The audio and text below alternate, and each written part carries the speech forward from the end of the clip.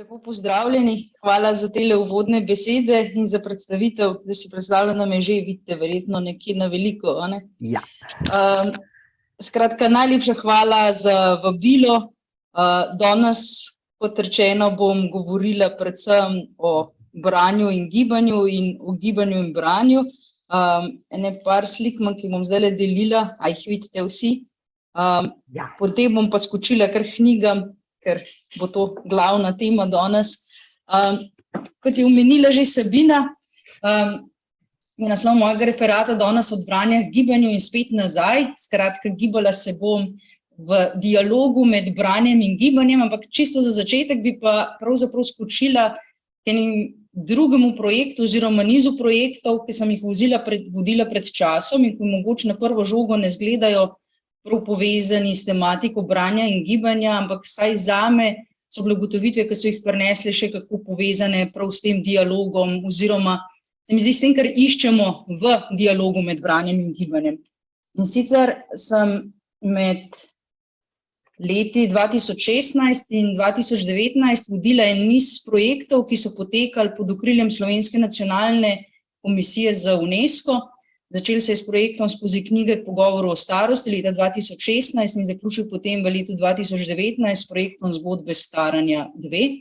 Šlo je pa za to, da smo s kakovostnimi knjigami, ki so tako ali drugače odpirale dialog o staranju, o starosti, o starostnih boleznih, o medgeneracijskih odnosih, odpirali pogovor o starosti.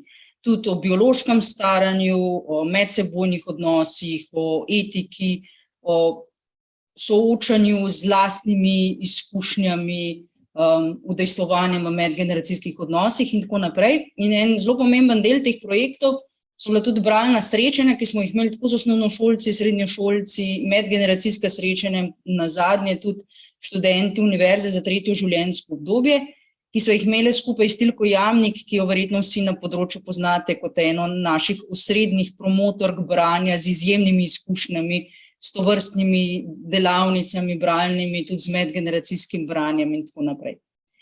In ko sva prišle na šole in se pogovarjale z mentorji branja na šolah, s skrinjičarji, z učitelji, koga vključiti v ta projekt, so bili velikokrat njihovi predlogi, da mogoče ne celih razredov, ampak predvsem tako imenovane bolj zagrete bralce, ker v tem času 2 mesecev, ko smo na primer brali z eno skupino bralcev, ni za pričakovati, da bojo manj zagreti bralci res prebrali 2 knjigi, kar je bilo približno to, kar je bilo naše izhodišče pri projektu. No, večinoma sva se vseeno odločili za to, da se vključimo cele razrede in tisto, kar je bilo najbolj zanimivo, je, da je skoraj v vsaki skupini najbolj izstopil prav eden od takih ali pa več takih ne tako zagretih bralcev. Skratka, bralcev, ki so si najprej sami iz tega kupčka knjig izbrali knjige, ki so jih najbolj nagovorile, ponavadi to sicer niso bile najbolj debele knjige, ampak v vseh primerih so pa bile to knjige, ki so zelo kompleksno odpirale tematike, ki so jih zanimale in ki so potem ne samo prebrali to knjigo, ampak se tudi zelo aktivno vključevali v pogovor o tej knjigi. Velikokrat je šlo za knjige, ki so jih pritegnile zato, ker so pogledali film, knjige, ki so jih pritegnile zaradi lastnih izkušenj, morda zato, ker jih je zanimala znanost. Skratka, v tem projektu se nam je pokazalo tisto, o čemer sicer velikokrat govorimo, pa je vedno fino videti tudi v živo, da stvari res delujejo tako. Namreč to, kako se da prek tega, recimo temu, medpredmetnega povezovanja z različnih smeri pravzaprav potegniti še ne bralce v branje, pa naj bo to prek filmov, prek znanosti ali pa prek športa. Skratka, zato se mi zdi to gibanje od gibanja k branju tako pomembno in se mi zdi, da se tukaj tudi povezuje torej, s temi nizom projektov. No, iz druge strani je pa morda malo bolj osebna zgodba, namreč jaz sama kot otrok nisem bila nikoli prav velik športnik ali pa navdušena nad športanjem. Če za moje otroke velja, da jih moramo med počitnicami vedno najprej fajn zmatrati in prezračiti, zato da se imamo fino in med prezračevanjem in po njem, je pri meni veljalo predvsem to, da mi je bilo treba kje na podstrešju poiskati kakšno knjigo, če je bilo vreme lepo, sem brala zunaj, če je bilo vreme malo manj lepo, sem brala noter. Ampak Potem, recimo temu v letih pubertete, ko so zagneti mladi bralci stari toliko, da ne poslušajo več toliko bralnih priporočil, ampak jih knjige najdejo same. So bile pa na primer 2 knjigi, ki sta mi poiskali, tele 2, ki jih verjetno vsi s tovrstnim okusom za branje dobro poznate in si tudi verjetno predstavljate druge knjige, ki so padale v ta sklop. Gre za knjige, ki si jih, moram priznati, po tem obdobju niti nisem upala več veliko prijemati v roke, naprimer, da bi jih zdaj kot odrasla še enkrat prebirala, ker se mi zdi, da se me nikoli več ne bojo dotaknile na tak način, kot so se me takrat, in ki jih tudi zaradi tega tako težko priporočam naprej, ker vem, da se drugih bralcev ne bojo dotaknili prav na tak način, kot so mene, ampak tisto, kar so meni nedvomno pustile, je to, da danes poleg branja moje preživljanje prostega časa nedvomno zgleda tudi takole.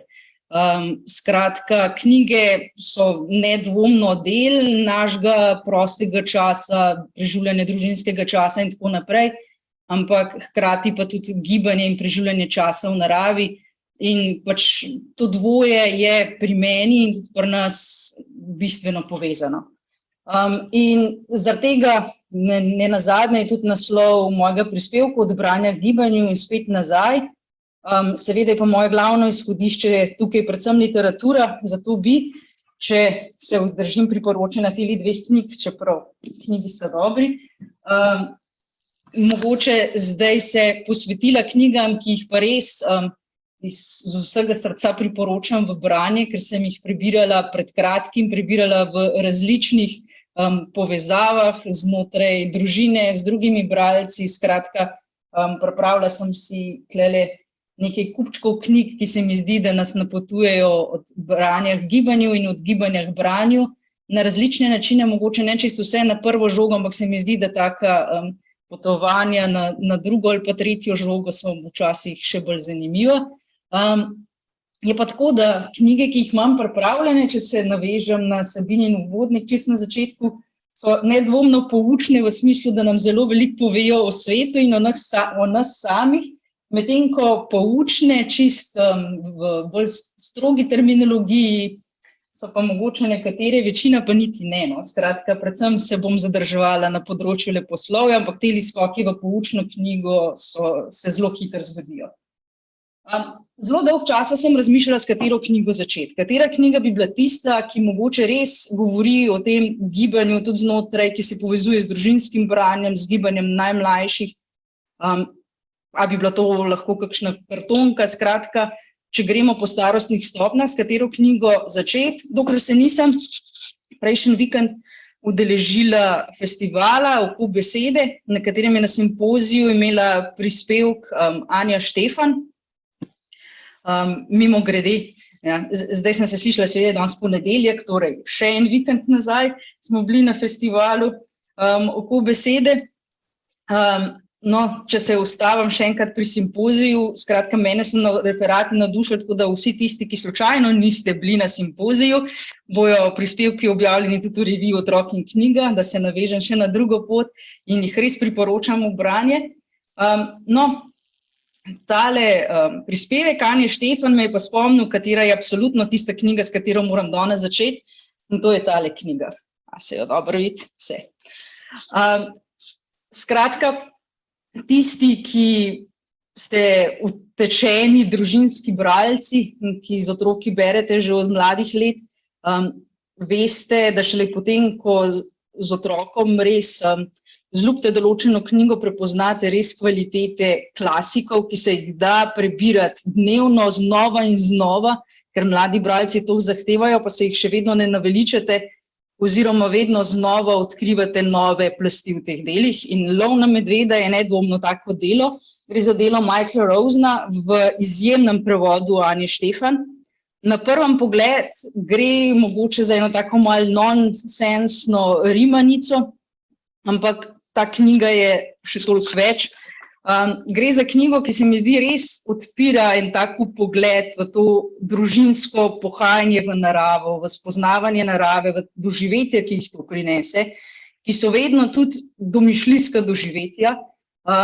Vse te spomini in dogodki, ki se na takšnih sprehodih v naravo zgodijo, pa čeprav jih mogoče zunanji opazovalec sploh ne opazuje, kaj vse ta družina na sprehodu v gozd doživlja. Mi smo vedno znova in znova, tako kot tukaj v knjigi, na koncu v Varnem zavetju postelje, se spominja svojega izleta v gozd, prebirali to knjigo na kavču, hkrati pa smo jo prebrali tolikrat, da potem, ko smo se sami odpravili na potepe v gozd in lovili svoje medvede, da smo jo lahko deklamirali sproti in obujali spomine, kako tokrat mi hodimo čez visoko travo in pod in nad vsemi preprekami, ki nas čakajo in lovimo svoje medvede. Skratka, to se mi zdi, da je en tak čudovit začetek v povezovanje branja in gibanja. Jaz sem tudi dolga leta že članica strokovnega odbora priročnika za branje kakovostnih mladinskih knjig, kjer vsako leto pregledamo bolj ali manj celotno produkcijo knjig, ki so namenjene za prostočasno branje mladih bralcev in jih potem tudi ocenimo, in knjige ocenjene z ocenami 3, 4 in 5 so tiste, ki jih priporočamo v branje. Pričemer so tudi knjige ocenjene z oceno dobro in se mi zdi ena taka baza, ki jih mladi bralci, ki še nabirajo kilometrino, ki postajajo prvi samostojni bralci, med drugim tudi potrebujejo na svojem jedilniku. In ene take značilne dobre knjige, se mi zdi, da so knjige iz zbirke Gregor in dinozavri. Gre za knjige, ki so tudi povezujejo z risankami, kar je pri tovrstnih knjigah vedno en tak plus, napisane so skratka, v slovenski izdaji imamo velike tiskane črke.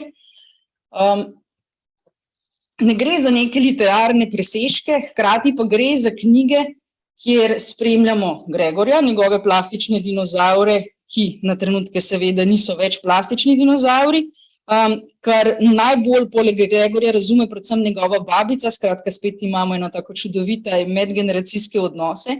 Hkrati pa sta Gregor in babica ves čas v gibanje. Pa naj bo to na bazenu, kjer babica prepričuje Gregorja, da naj se vendar ne pusti vode, na kar ugotovimo, da se vode pravzaprav boji babica, ki si na koncu kupro kavčke in zaplava skupaj z Gregorjem, ali pa na nogometnem igrišču, kjer babica in njeni prijatelji poučijo Gregorja in njegove prijatelje o moči sodelovanja. Se mi zdi, da so to tudi ene take fajn slikanice za spodbujanje bralcev izgibanja k branju, tudi zato, ker jih ne nazadnje lahko tudi zaradi vseh naspletih lastnosti prebiramo ob bazenu ali pa na robu nogometnega igrišča, ker so 1, 2, 3 prebrane, hkrati pa znova odpirajo tudi zanimive teme, o katerih se lahko potem z mladimi bralci naprej pogovarjamo. No, knjiga, ki se mi zdi, da ne sme manjkati na nobenem pogovoru o gibanju in branju in ki je pogojno poučna, je pa seveda tale, Migi in migajo. Gajo Kos verjetno vsi poznate kot literarno kritičarko, kot urednico, kot prevajalko in seveda tudi kot avtorico. Za njeno pisanje je značilen, tak se mi zdi specifičen humor, ki ga je tudi v Migi jih migajo precej. Tukaj imamo družino in zgodbe v tej družini, polne humorja, raznih domislic. Gre za družino, ki se zelo rada giba in v tej knjigi Gaja pravzaprav povezuje dve stvari, ki jo spremljata ves čas, in sicer ljubezen do branja, do knjig in pa ljubezen do gibanja. Migijevi veslajo, tečejo, plezajo, skratka se ukvarjajo predvsem športi, ki so blizu Gaji in ki se odvijajo v naravi. In čeprav gre primarno za literarne zgodbe, kjer pač spremljamo prigode teh junakov, na koncu vsake zgodbe potem najdemo tudi na primer prikaz tega, kaj za to vrstno gibanje potrebujemo, pa tudi nekaj nasvetov za to, kje v Sloveniji lahko plezamo, hribolazimo ali karkoli Migijevi že počnejo. Skratka, gre za knjigo, ki res še dodatno spodbudi bralca, da iz branja se napoti v gibanje in sledi Migijevim pri odkrivanju narave in lepote branja in gibanja. Še ena knjiga, približno za to starostno skupino, bo res vse v redu, Cvetke Cokolov. Cvetko Sokolov verjetno poznate predvsem po problemskih romanih, ki so ponovadi namenjeni nekoliko starejšim bralcem. Ta je pa tudi iz serije zbirke Prvo zorenje in je torej en tak mal krajši roman, hkrati pa roman, ki je res postavljen v naravo, roman, kjer se veliko dogaja, kjer se veliko giba, namreč glavni junak in babica se odpravita v gore, vidi se, da je Cvetka navajena tudi hribolazanja, da je tudi to okolje, ki ga dobro pozna, in prav to gibanje in postavljenost v novo okolje, soočenost z močjo narave, z nevihto, spremeni tudi njun pogled ali pa predvsem babičin pogled na svet, na bližnje, na razumevanje medsebojnih odnosov. Skratka, še eno priporočilo za branje, knjiga je bila uvrščena tudi med bele vrane knjižnice v Münchnu, skratka, še eno dodatno priporočilo. Imam pa tukaj en kupček knjig, ki jih vedno najraje priporočam, kadar me sprašujejo, kaj priporočiti v branje bralcem tam nekje v drugem triletju. Eno so teli 3 romani Marije Par. Za Marijo Par pravijo, da je nova Astrid Lindgren in mislim, da je to kar precej točen opis Marije Par, namreč Astrid Lindgren se mi zdi, da je res prikaz enega klasičnega avtorja, ki se neizmerno dobro stara, ker vidim, da moji otroci uživajo v njenih knjigah ravno toliko, kot sem jaz v njihovih letih, in zdi se mi, da se bo z romani Marije Par zgodilo isto. Zdaj vem, da bo Darja Lavrenčič-Vrabec, ki ima predavanje bolj na koncu, govorila tudi o Golmanki in morje, ki se že po naslovu vidimo ukvarja s športom, ampak pravzaprav se s pomenom gibanja in s to umeščenostjo v okolje, s tem, kako se te mladostne vragolije in spoznavanje medsebojnih odnosov ves čas pravzaprav dogajajo zunaj v naravi in v gibanju. To je značilen pravzaprav za vse romane Marije Par. Že Tonja iz Hudega brega, ki je ta prvi njen roman, ki smo ga dobili v slovenščini, že na naslovnici z ilustracijo Jureta Engelsbergerja vidimo, da je gibanje tiste, ki požene celotno dogajanje s temi sankami, ki drsijo in postavljajo rekorde. Medtem ko Vafljevi srčki so pa tako ali tako neke vrste predzgodba Golmanke in morja.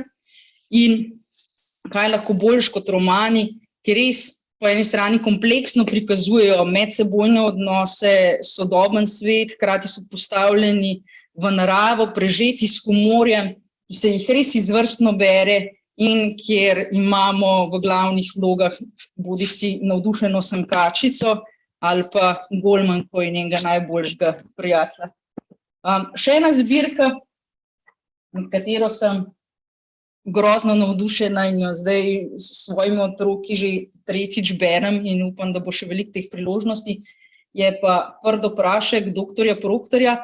Joannesba verjetno vsi boljš poznate po kriminalkah, ampak moje mnenje je, da njegove knjige za otroke so še veliko bolj kompleksne, poglobljene, kot pa njegove kriminalke. Se mi zdi, da tam se je mogoče res bolj posvetil neki ciljni publiki, tukaj se je dal pa duška in tukaj zares vidimo, za kako dobrega avtorja gre. Sicer gre za fantastično pisanje, z ogromno dogajanja, z izjemnim poigravanjem z jezikom, z veliko humorja, tudi prevodi so zelo posrečeni. Hkrati nam pa tele knjige ponujajo tudi en tak uvid v sodoben svet, v medgeneracijske odnose znova, v odnose med mladimi junaki. In v tem drugem delu časovnika doktorja Proktorja naši junaki potujejo po času, prihajajo v različne točke na časovnici francoske zgodovine in seveda na eni od točk padejo tudi na Tour de France. In ker je zbirka se vrti okoli Prdopraška doktorja Proktorja, si lahko samo predstavljate, kako to vpliva na tisto različico Tour de France, ki ga vidimo tukaj, in kaj je boljšega kot v današnjih časih, ko trepetamo ob Tour de France vsako leto bolj in navijamo za slovenske kolesarje, prebirati o tem tekmovanju in vseh ostalih zadevah, ki se dogajajo v časovni kadi doktorja Proktorja. Še enega pisca kriminalk, no, pravzaprav še dva pisca kriminalk imam na zalogi, pa ne vem, ali gre tukaj za mojo pristranskost, ali so res tisti avtorji, ki najbolj povezujejo gibanje in branje, tudi avtorji kriminalk. Tadeja Goloba spet verjetno vsi danes najbolj poznate po njegovih kriminalkah. Jaz moram reči, da mi je kar malo žal, da so, pa jemljete to zdaj v narekovajih, da so njegove kriminalke toliko uspele, ker se bojim, da to pomeni, da ne bomo dobili več nobenega mladinskega romana tega avtorja. Napisal je dva, Kam je izginila Brina in pa Zlati zob, in po mojem mnenju sta to dva odlična romana. In tisti, ki prebirate Tadejeve kriminalke, veste, da je v njih tudi en del njegovih osebnih izkušenj, da so po mojem mnenju tudi zato tako dobre. Tara Zbirsa je bivši alpinist, danes navdušen kolesar v zadnjih delih, v Kam je izginila Brina, tudi Brinin oče navdušeno pleza in je novinar, ki trenira boks.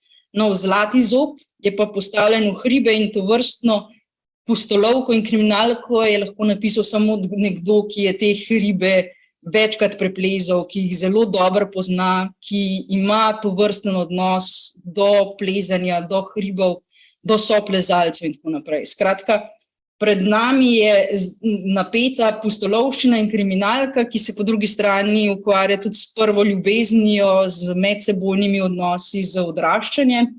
V glavnih vlogah sta dva fanta tam na koncu srednje šole, ampak ker je roman tako dobro spisan in tako napet, se ga po mojih izkušnjah lahko bere tudi še s precej mlajšimi bralci, naprimer enem takem skupinskem branju, ki odpira potem tudi različne smeri pogovora. Tisti, ki poznate malo boljš pisavo Tadeja Goloba, veste, da je Golob mojster dialogov, ker jezik res zveni tako, kot zveni naš jezik, ko se pogovarjamo, in mojster slikanja prostorov, kjer se res počutimo tako, kot da smo tam, in to je še posebej dobro, kadar smo visoko v slovenskih hribih. Skratka, res priporočam branje. No, še enega pisca kriminalk sem vam obljubljala. Se mi zdi, da ko govorimo o branju in gibanju, ne moramo mimo Igorja Karlovška. Mi dva skupaj pripravljava, no skupaj, jaz sem pa še navdušena urednica, zbirko Ognjeno pleme, ki se je ravnokar iztekla, medtem ko so mi ravno danes sporočili, da imajo že v skladišču ravnokar natisnjen prvi del Ognjenih treh, nove sage, ki bo sledila dogajanju v Ognjenega plemena. Zdaj, tam seveda tudi vidimo, kako je Igor povezan z naravo, z gibanjem, z dogajanjem, ampak njegovi ostali romani za mlade se mi zdi pa to še bolj kažejo. Namreč Igor Karlovšek je odvetnik, pravnik, hkrati je tudi izjemno ploden avtor del za odrasle in mlade in pa zelo navdušen športnik. Torej nekdo, ki je predvsem nad športom bil vse življenje navdušen, ki ga je ves čas spremljal, ki je ves čas v pogonu in gibanju.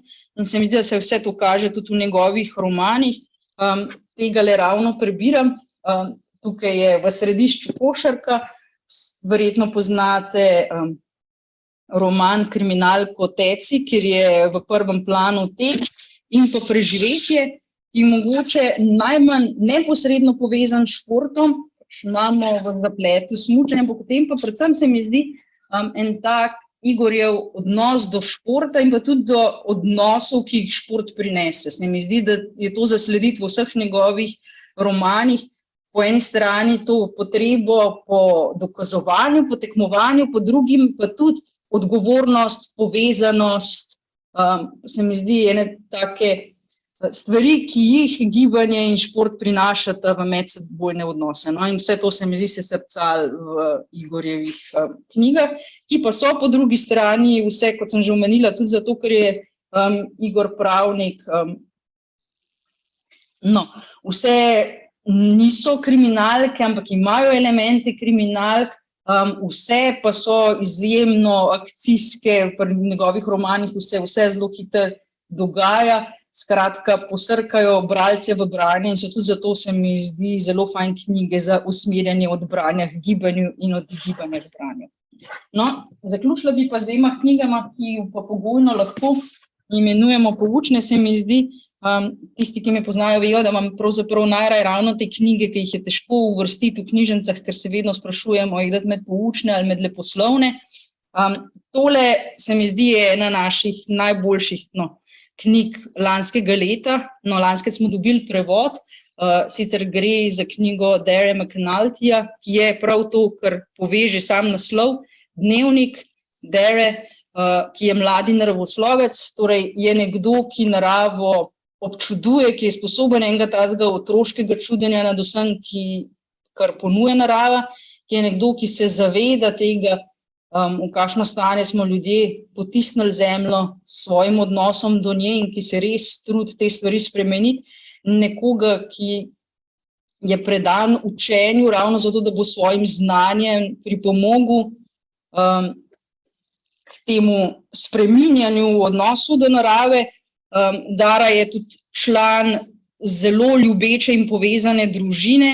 Vsi 3 otroci so avtisti, mama in oče sta pa res predana in temu, da jih vodita v naravo, da jim odkrivata čudeže narave in po drugi strani tudi temu, da jim predajata svoje vrednote in znanje. In to se mi tukaj čez ta dnevnik ves čas spremljamo te njihove pohode po naravi, občudovanje narave, ustavljanje ob naravnih pojavih in tukaj se mi zdi, da je to res tisto gibanje in branje povezano na način, ki je mogoče meni osebno najbližji, v katerem bi lahko prebirala in ga potem podoživljala v sprehodih po naravi spet in spet.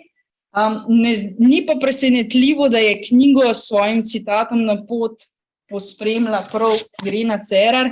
Se mi zdi, da njeni vodniki so po drugi strani spet en tak prikaz tega, o čemer piše Dara oziroma kar lahko v njegovih knjigah najdemo.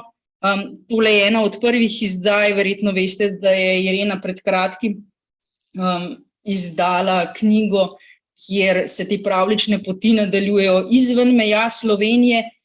Gre za ene res posebne vodnike, kjer so zgodbe, ljudske zgodbe v njeni preobleki oziroma upovedane na novo in ilustrirane, potem pospremljene z navodili, kako se odpraviti na pot, kje te zgodbe najti v naravi. Skratka, tukaj so res na najbolj pristen način povezane zgodbe z gibanjem in se ves čas gibamo od branja k gibanju in spet nazaj. In ko sem se danes pripravljala na tale pogovor, sem se potem ujela v branje uvodnika, ki se mi zdi pravzaprav povzema vse to, kar sem hotela danes povedati in nas vrača spet na začetek, pa bom kar prebrala en stavek iz Ireninega uvodnika, kjer piše: upam, da boste zgodbe iz te knjige brali skupaj z otroki. Znano je, da sta branje in pogovarjanje z otrokom v predšolskem obdobju temelj za zdravo osebnost, saj spodbuja njegov jezikovni in intelektualni razvoj, omogoča kasnejšo dovzetnost za knjige, razvija zanimanje za različna področja. Poleg tega pa obstaja bistvena razlika med tem, ali so starši tisti, ki otroku berejo oziroma pripovedujejo zgodbe, ali otrok isto vsebino gleda ali posluša sam. Skratka, zdi se mi, da smo na ta način spet na mojem začetku in pri lovu na medveda. Skratka, zdi se mi, da če si boste vzeli čas in tako kot smo mi po 5-krat nabrali na dan, brali lov na medveda in se potem tudi podali na lov na medveda, potem ste, rečemo, na dobri poti ali pa zavedno izgubljeni med knjigami in gibanjem. Hvala.